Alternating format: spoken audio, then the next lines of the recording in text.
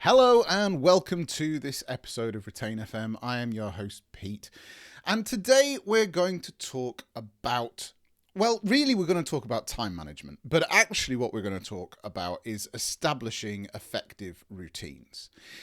Now that might sound exceptionally boring, but please bear with me just for a few minutes. And if you're still bored in 3 or 4 minutes time, feel free to skip on to another episode. I don't know.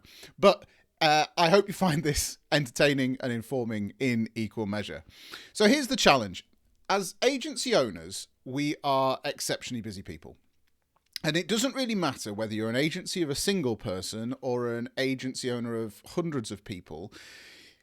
There's things that need to happen. And basically, our priority is to make sure that our company runs smoothly. So there's an input of clients, there's a process of clients in the middle, there's an output of clients at the other end. That may or may not be on a recurring basis.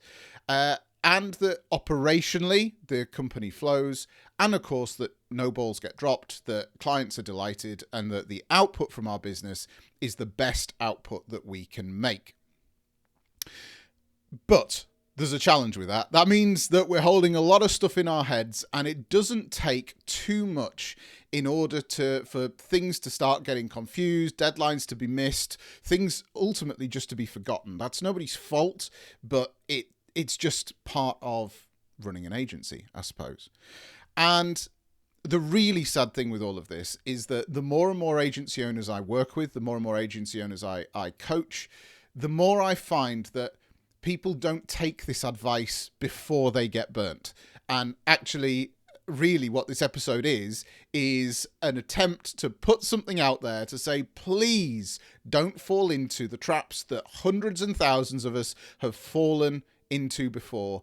Take some action right now to make sure that you don't get burnt, that you don't lose that client or those clients, that things don't end up in a bad place, and ultimately that your cash flow is solid so that your business can grow.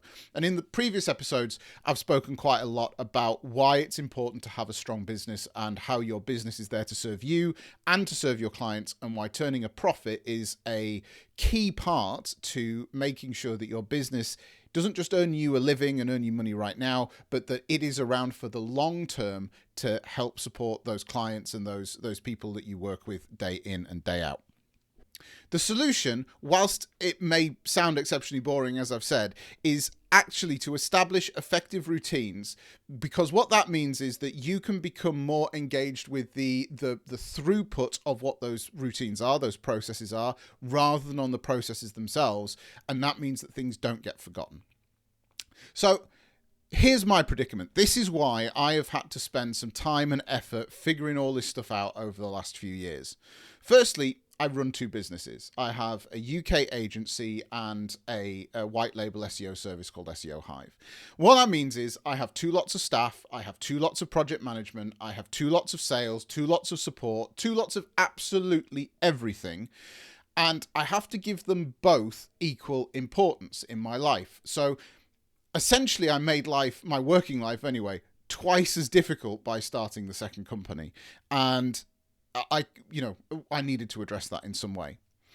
That also means that all of my stuff is held in 2 separate places. The companies are entirely independent of each other. So whilst we use the same software, ClickUp, for both companies, there's 2 instances of ClickUp. There's 2 lots of Slack. Everything is held separately. So establishing routines for me means that I can focus on the work that's needed to be done and do that as efficiently as possible, because I only have a finite amount of time in my day. And, I don't live to work. I ultimately try and work to live. So I want to have some free time and some enjoyment and all of that kind of stuff built in there as well. So what I thought I would do is run you through a few of the techniques that I have put in place over the last couple of years, and some of the software that I use in order to help me manage these effective routines. Now, I'm not saying right from the outset, I'm not saying that you have to do these routines. What I'm saying is these are the routines that I have found that work for me in my situation with 2 businesses. If all this does is inspire you to consider your own routines, I have done my job. That's the purpose of this episode. If you take some of them and you copy them and you run with them because they make sense for you, that's absolutely fine too. And I would love to hear those stories. And I'd love to hear how you structure your routines as well, which you can hop into our Facebook group, petereverett.com/group, and drop them in there. That would be a great discussion starter in there. Right. So here are some of the techniques that I use week in, week out, day in, day out for the running of my businesses. The first is I run regular catch-up meetings with core team members in both businesses. In my agency, that is every Monday morning, getting the team set up for the week. And with SEO Hive, that's every Tuesday evening for me, but my business partner's in the States, so it's Tuesday morning for him. So Monday and Tuesdays, right at the start of the week, we're making sure that the core team members know what the priorities are, know what the challenges are. We can feed anything back if we have issues with clients or there's any support concerns, anything like that. Right at the start of the week, we're getting those down on the table. Everybody's aware of them. So we've got all week to help delight those clients. And I keep on coming back to that, delighting clients. I also, every week, plan my following week ahead. Now, I normally do this on a Friday for the week that's coming, but that is to look at all of the tasks that have coming up that are assigned to me, all of the recurring things that are going to happen. Maybe there's a VAT bill that needs to be processed, whatever it might be. Planning the week ahead so that I'm not a passenger when it comes to that week. I am in control of my week when before it even starts is really important. Every day I then have a startup and shutdown process. So neither of these two processes take more than a few minutes, but the startup process literally is, I scan my to-do list that I've confirmed the night before. It's part of the shutdown process from the night before. Review the list for the day. I will check my email for the first time in the morning, and I will check Slack and make sure the team notifications and whatever have come through. That shouldn't take more than a few minutes. And then my shutdown process at the other end of the day is to review the day, what got done versus what didn't get done. Were there any reasons for that? Does that alter anything for tomorrow? And then firm up the list of tasks and things that I'm going to do tomorrow. So, as I say, startup, shutdown, and regular weekly team catch-ups. I then have this mantra of do, delegate, and delete. Now, that is something that we've heard a lot of to do with email, and ultimately that's probably where I kind of got this, but I've now applied it to far more of my business. So any task that, we don't want to be doing work for the sake of doing work. And there are some things that we do which we really enjoy doing, and there's other things that we do that we don't enjoy doing, and there's other things that we can't do because either we don't want to or we don't have the skill set. I might do a future episode about delegating things and how you prioritize those on a sort of talent versus passion kind of grid. But anyway, that's a different story for another day. But do, delegate, delete. So every task that appears in either of the businesses that needs to be done, if it's got even a hint of coming my way, I'm already asking myself, right, do I have to do this? Can I delegate this?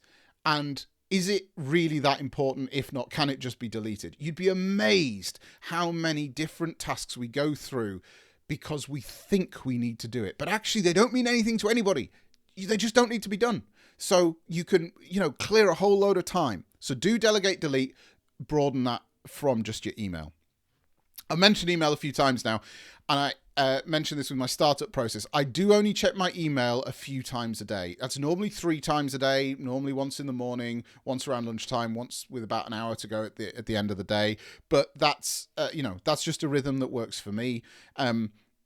But don't be controlled by your inbox. Your inbox will completely screw any plans that you have when you least need it to.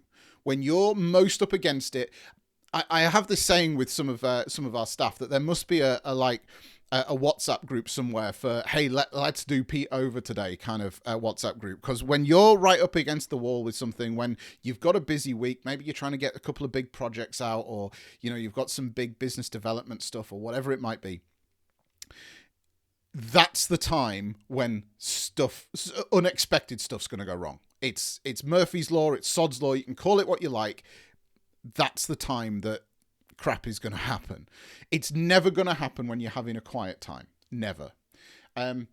My business partner also says, if you want to get busy, book a holiday. And if you want to slow your cash flow down, buy a new car. They're both very true things, but you need to be, if you allow your inbox to control your day, you may as well not bother planning the day, because you're just simply going to respond to whoever's shouting the loudest the most recently. And ultimately, that's not going to be productive for anybody. So only check your emails a few times a day. And there was actually a great episode, I'll link it in the show notes, from James Murgatroyd about a process for managing his inbox. And that meant that he could, because, look, part of the challenge about only checking your email a few times a day is that you need to be disciplined so that when you're doing other tasks, but you might need something from your email, you don't then notice these other emails that have come in.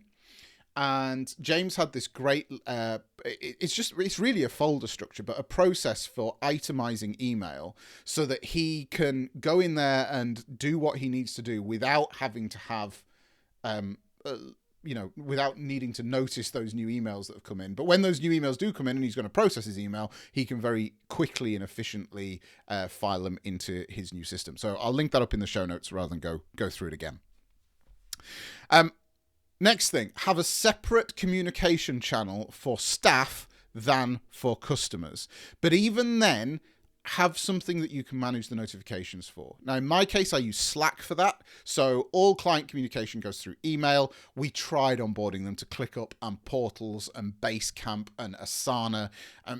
You know what? Clients just don't want to learn it. That's the reality. These systems are great, and the fact that you can have external collaborators is fantastic.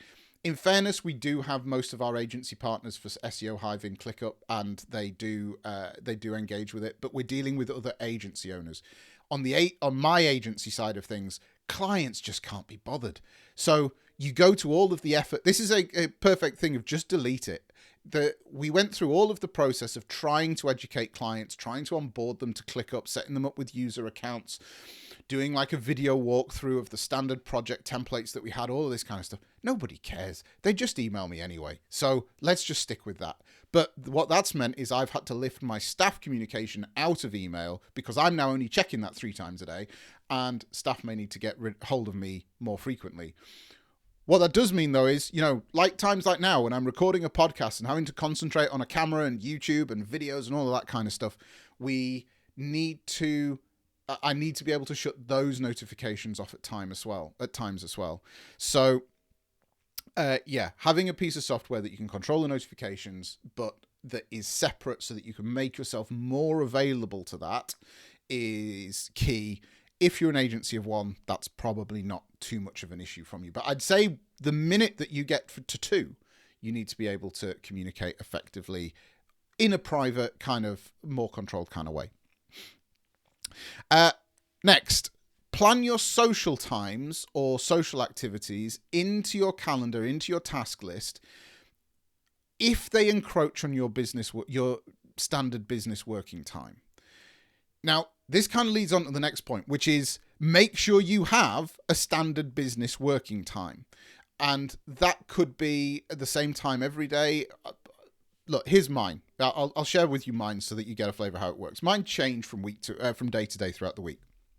So on Mondays, I generally work from about 9 till 5. Tuesdays, I work from about 10 till 6:30 because, as I said earlier, I have my weekly team call with SEO Hive, but Jeff's based in far California, so his 9 a.m. is my 5 p.m., so 9 to 5 isn't going to work, so we move things around a little bit. Wednesday, I'm back to the 9 to 5.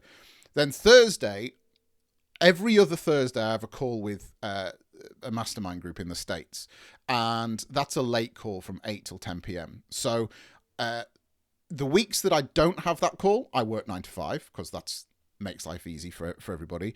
But the weeks that I do have that call, I'll work 10 till 4 during the day, and then I'll work from 8 till 10 at night and come back and do a bit of a late stint. And then on Fridays, I try to work from 10 till 3. So, and the key thing with Fridays is I have 0 meetings. I do my absolute utmost to not have any meetings, any client calls, anything like that on a Friday at all. So that's how I structure my week. That's not to say that's how you need to structure yours. I have clients, I have coaching clients, I have friends that are very much early birds. They can get up at the 4 a.m. club, the 5 a.m. club. You know what? I'm not like that. I like my sleep too much. And I've got children that are still under 10. We have to do school runs and pack lunches and all of that boring stuff that goes on with family life. So I came to the realization that actually the 9 to 5 for me generally works quite well. Now, of course, that does give me the flexibility if I want to potentially shorten some of those things, school holidays, that kind of thing. You know, we can either just take days off or say, right, well, you know what, my 9 to 5 is becoming a 9 to 1 for this week, or whatever it might be. But that's how I structure my week anyway. I then calendar block where necessary. Now, this is key. It's up to you to decide where you stand on things like calendar appointment setting apps. I do use Calendly for things like podcast interviews, although I don't do so many podcast interviews anymore, but for podcast interviews, for intro calls for new clients, for discovery sessions, for that kind of thing. Now, I do set parameters around that. You know, people can't book in the next 72 hours, so they can't sort of screw up a week or the following day or anything like that, but they could potentially influence a week that I already have planned. So it's really important. You know, I don't want to get into the to's and fro's of having to, hey, can you do this time, or what about that time, oh, but that doesn't work for me, what time zone are you in, etc., etc. That's too much hassle. But in using something like a calendar setting app, I also need to be aware that it can drop things in my diary that I'm not necessarily aware of. So that's why I use calendar blocking. It isn't so much for actually saying, you know what, this task's going to take 10 minutes, that task's going to take another half an hour, that task's going to take 50 minutes, whatever. It's more for making sure that actually if I have that runway, that rolling runway, so that if I know I need focus periods of time, other bits of software won't allow people into those bits of time for me. That's just the way I use it, but that's entirely up to you. And then the final piece of the final routine that I have is we have SOPs for absolutely everything. So if I do need to delegate something that I normally do, well then, you know what, here's the process for it. Off you go. Please go. And the number of times I've delegated something and the other person's been far better at it than me and I've asked them to keep on going, you could probably, you know, there's more than dozens of times I would say that's happened. But yeah, have SOPs for everything. Again, that helps with your efficiency. And you know what? Sometimes we all just have meh days, and it's good to not have to think about everything quite so hard. Give yourself the helping hand by writing some SOPs. So, as we come into land, what are the tools that I use to help manage these effective routines? Firstly, I've mentioned this a few times already. I do use ClickUp for both of managing both of the companies. The My Work tab on ClickUp is a lifesaver, as is I also have a personal dashboard set up in ClickUp in both companies where I can set a tag for me for particular things, and that dashboard, it won't just pull through everything that's assigned to me. It'll only pull through the things that are tagged, so I can really see where my priorities are and get granular with that. If you want to know more about that, let me know and I could do a future episode on it maybe. I run all of my personal management through Todoist. That includes kids' music lessons and sports lessons, and I even have like birthday reminders and stuff in there, and all that kind of stuff. That all happens through Todoist, simply because I like the interface and it fits in well with my life. And for my calendar, I use iCal. It's hooked up to a Google Calendar somewhere, but use iCal for that because I'm very much an Apple device user, so that works for me. At the minute, though, I should say, and again, I might do a future video on this too, I'm currently trialing Sunsama based on a recommendation from somebody else. And Sunsama is a piece of software that will integrate with all of these things and basically pull in all of my to-dos from different places into one interface. Trialing it, I'm not using it on its own yet because I don't quite trust it enough, so I'm just being perfectly honest with you. But if I can have a stream that comes in from the agency, a stream that comes in from SEO Hive, and a stream that comes in from personal, in all of that, that would be absolutely fantastic. So yeah, I'll let you know how I get on with that one. I've also mentioned that I use Slack for internal communications. And last but not least, I use a program called Newton for my email. Now, I use Newton because of the superchargers that it allows. The key one is this. It allows me to send emails later. Because part of my day, even though I may not be checking email all the time, part of my day will involve sending emails to other people. And the problem with that is they then respond, which often means that I can create that whole checking your inbox 3 times a day. I can make that worse by the emails I send out. Newton syncs across all my devices, and it allows me to send emails later, which means as I'm tapping away emails, I can send them and get them out of my inbox, but maybe set them all to send at like 11 a.m. So I'm not sending things days and days and days in advance, but actually what I am doing is batching the sends, because then I know that the replies will come back at around about the same time. Okay, you know, people might have meetings, be off, whatever, but you can start to control the ebb and flow of your ingoing and outgoing emails using things like send later services. I know Gmail has a plugin that you can use for it. Other services will do it. I just like Newton. And I know that there's people that have been on this podcast, Mike Killen, Matt Davies. We're all in the Newton fan club.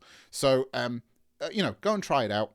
But I'd certainly recommend doing something, because, as I say, that allows you to control the ebb out, which helps you control the flow back in.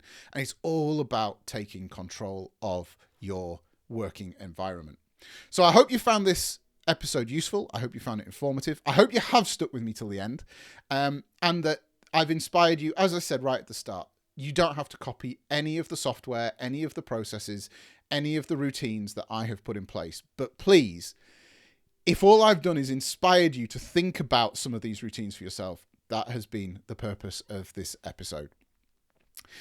All the details for this episode can be found in the show notes. And if you have any questions or any comments, I'd love you to join me in the Facebook group. Lastly, as I've been doing for the last half a dozen episodes or so, I'm trying to do this more and more on YouTube to create content in a place that is consumable the way you want to consume it. So if you do like video content, head over to the YouTube channel, petereverett.com/YouTube, or search YouTube for Retain FM. Give this video a like, give the channel a subscribe. They're the things that really matter to me. They're the things that help me know that I am helping you. And I hope to see you on YouTube. I hope to see you in the next episode. And I hope to see you in the Facebook group. See you soon.